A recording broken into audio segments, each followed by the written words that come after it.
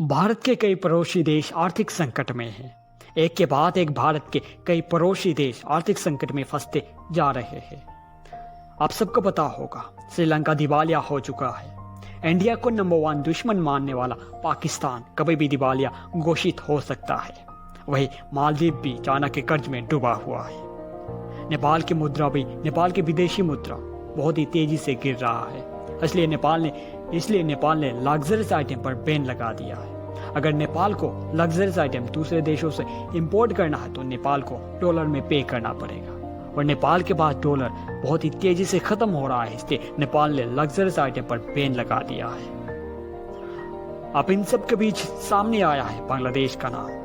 Report के मुताबिक कोविड-19 और रूस यूक्रेन जंग की वजह से बांग्लादेश को नुकसान का सामना करना पड़ा है।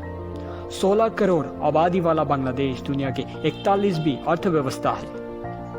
बांग्लादेश की वर्तमान स्थिति क्या है और क्यों बांग्लादेश इस आर्थिक संकट से जूझ रहा है, इन सब के बारे में फ्लाइंग बिल्ट आपको आसान भाषा में समझाएगा। इसलिए फ्लाइंग बिल्ट हमारे चैनल को सब्सक्राइब करना और बेल आइकन को ऑल पर सिलेक्ट करना मत भूलिएगा।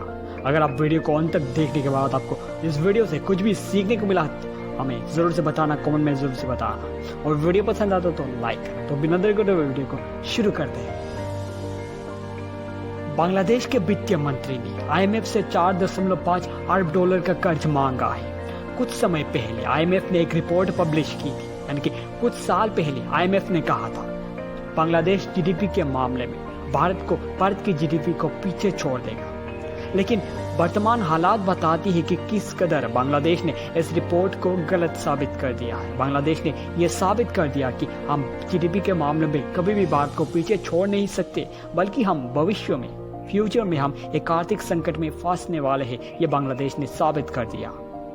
बांग्लादेश ने तेल के आयात को घटाने के लिए बांग्लादेश ने डीजल से चलने वाले पावर प्लांट को बंद कर दिया है।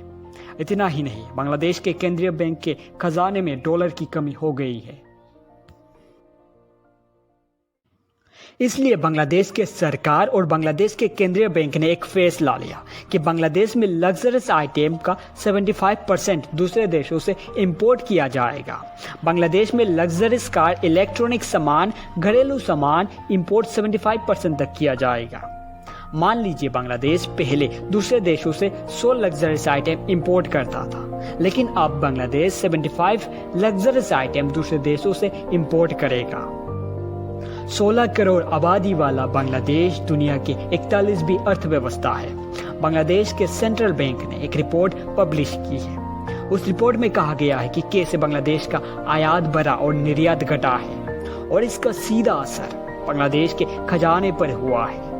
रिपोर्ट के मुताबिक जुलाई 2021 से लेकर मई 2022 के बीच 81.5 बिलियन डॉलर का आयात हुआ है, और इसका असर यह हुआ कि बांग्लादेश ने दूसरे देशों से सामान ज्यादा आयात किया है और निर्यात बहुत ही कम कीमत पर किया है, और कुछ इस तरह से बांग्लादेश को घाटा हुआ है। अर्थशास्त्र की भाषा में इसे चालू घाटा कहते हैं। पिछले कुछ समय से बांग्लादेश को ऐसे ही घाटा हो रहा है।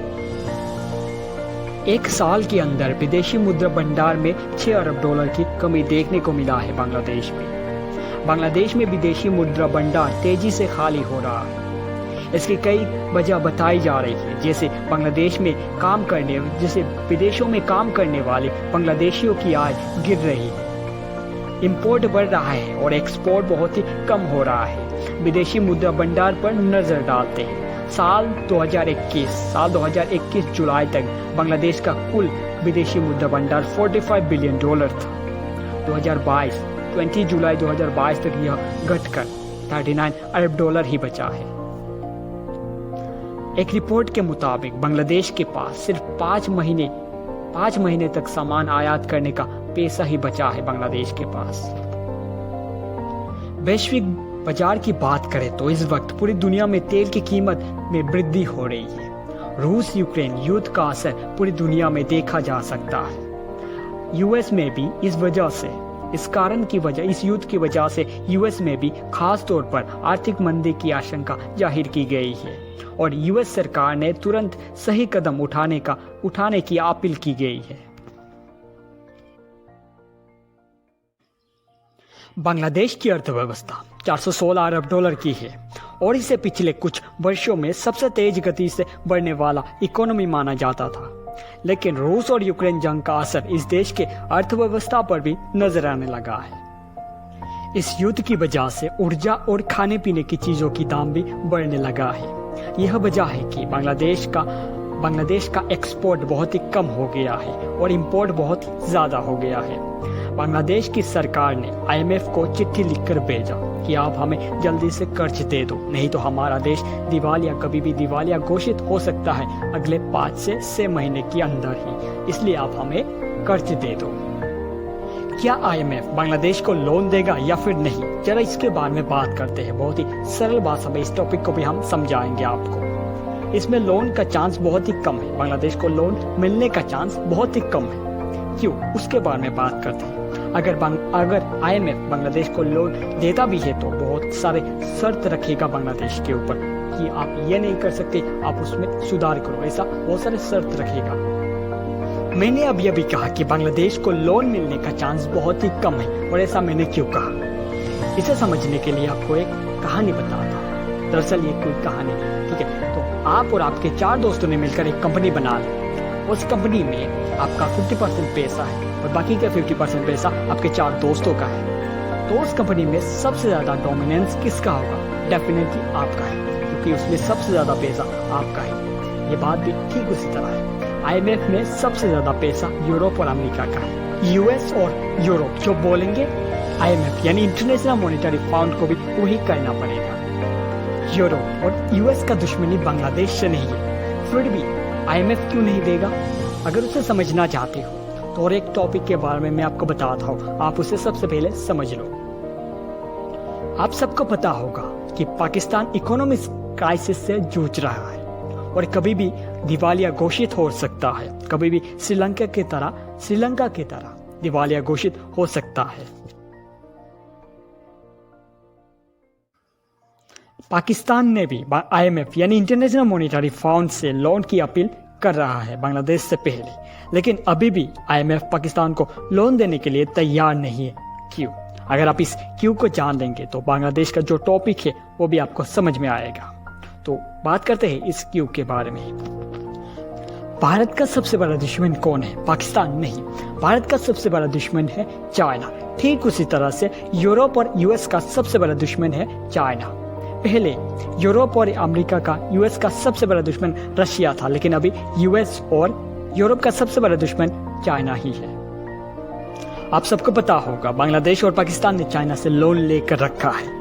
जैसे ही IMF यानी कि इंटरनेशनल मॉनेटरी फंड से इन दोनों देशों को लोन मिल जाएगा, वहां से कुछ पैसा चाइना को भी दे देंगे। इसलिए IMF इन दोनों देशों को लोन देने के लिए तैयार नहीं है। आप सबको समझ में आया होगा।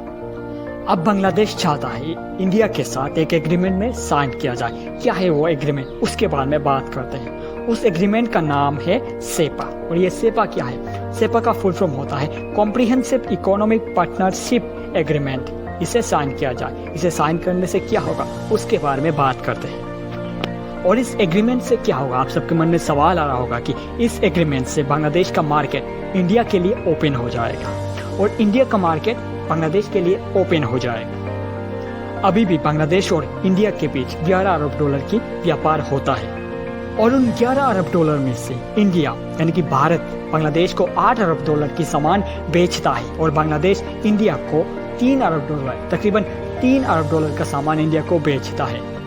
इस सेपा एग्रीमेंट के तहत भारत की कंपनियां बांग्लादेश में प्रोडक्ट बनाएगी और बांग्लादेश में ही बेचेगी, और ठीक उसी तरह से बांग्लादेश की कंपनियां इंडिया में प्रोडक्ट बनाएगी और इंडिया में ही सामान बेचेगी। इससे बांग्लादेश को काफी मुनाफा होगा, लेकिन इसमें बांग्लादेश को ज्यादा फायदा होगा और इंडिया को ज्यादा फायदा नहीं होगा। उसके बारे में बात करते हैं। बांग्लादेश के लिए इंडिया का मार्केट ओपन हो जाएगा, 100% ओपन हो जाएगा, लेकिन इंडिया के लिए बांग्लादेश का मार्केट 100% ओपन नहीं होगा। उसके बारे में समझना चाहते हो, हम आपको बताते हैं। इंडियन कंपनी बहुत ही बड़ा है। इंडियन कंपनी वर्ल्ड के टॉप कंपनियों में आते हैं और इंडियन कंपनियों के सामने बांग्लादेश कंपनियां बहुत ही छोटा है। अगर इंडिया के लिए बांग्लादेश 100% मार्केट ओपन कर देगा तो बांग्लादेश की कंपनियां बैंक क्राफ्ट हो जाएगी। इससे बांग्लादेश को बहुत ही ज़्यादा नुकसान का सामना करना पड़ेगा। तो देखें तो इस सेपा एग्रीमेंट में सबसे ज़्यादा मुनाफा यानी कि फ़ायदा बांग्लादेश को होगा। तो देखने वाली ये बात होगा कि इस एग्रीमेंट को क्या भारत साइन करेगा। दोस्तों आज के वीडियो से आपने क्या सीखा हमें कमेंट में ज़रूर से बताना। अगर आज के इस वीडियो से आपको कुछ भी सीखने को मिला तो हमारे चैनल को सब्सक्राइब करना और ऐसे ही फैक्ट वीडियो सबसे पहले देखने के लिए बेल आइकन को ऑल पर सिलेक्ट करना मत भूलिएगा, ताकि आपके हमारे सारे वीडियो अब तक सबसे पहले पहुंच सके। और वीडियो पसंद आए तो लाइक करना। मिलते हैं अगले वीडियो में, तब तक के लिए जय हिंद, जय भारत, वंदे मातरम।